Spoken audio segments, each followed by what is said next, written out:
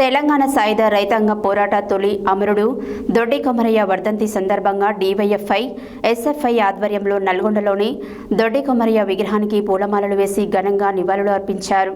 ఈ సందర్భంగా డీవైఎఫ్ఐ జిల్లా కార్యదర్శి మల్లం మహేష్, ఎస్ఎఫ్ఐ జిల్లా కార్యదర్శి ఖమ్మంపాటి శంకర్ మాట్లాడుతూ తెలంగాణ సాయుధ రైతాంగ పోరాటానికి దొడ్డి కొమరయ్య తొలి అమరుడని పేర్కొన్నారు.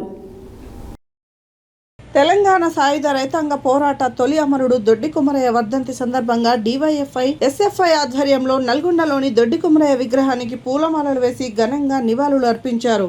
ఈ సందర్భంగా డీవైఎఫ్ఐ జిల్లా కార్యదర్శి మల్లం మహేష్, ఎస్ఎఫ్ఐ జిల్లా కార్యదర్శి ఖమ్మంపాటి శంకర్ మాట్లాడుతూ తెలంగాణ సాయుధ రైతాంగ పోరాటానికి దొడ్డి కొమరయ్య తొలి అమరుడు అని పేర్కొన్నారు. ఆయన అమరత్వం తెలంగాణ ప్రజల్లో పోరాట స్ఫూర్తిని రగిలించిందని, నాటి నైజాం పాలన, రజాకారులు, దొరల అణచివేతకు వ్యతిరేకంగా ప్రజలు ఆయుధాలు చేపట్టి పోరాడేందుకు దొడ్డి కొమరయ్య త్యాగం ప్రేరణగా నిలిచిందన్నారు. ఆంధ్ర మహాసభ స్ఫూర్తితో వెట్టు చాకిరి, దోపిడీ, అణచివేతలకు వ్యతిరేకంగా పోరాడిన దొడ్డి కొమరయ్య అతి చిన్న వయసులోనే అమరుడయ్యారని తెలిపారు. నాటి నైజాం పాలనలో దొరలు ప్రజలపై అమానుష హింసలు, అక్రమ పన్నులు విధిస్తూ ప్రశ్నించిన వారిని హతమార్చేవారని గుర్తు చేశారు.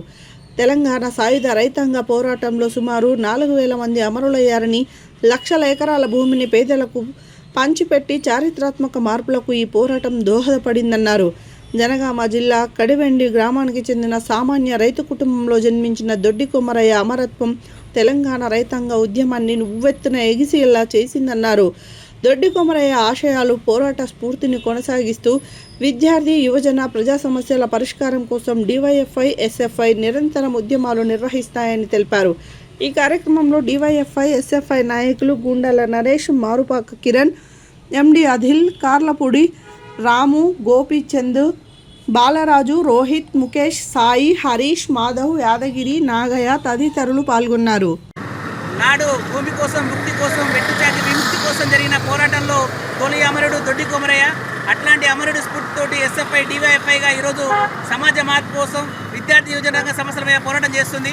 నాడు నైజాంని, అదేవిధంగా రజాకార్లని తరిమిన చరిత్ర తెలంగాణ గడ్డ. దాంట్లో మొదటగా అసూలు బాసిన దొడ్డి కొమరయ్య వీరత్వంతో ఈరోజు విద్యార్థి యువజన సమస్యలకు పనిచేయడం జరుగుతుంది.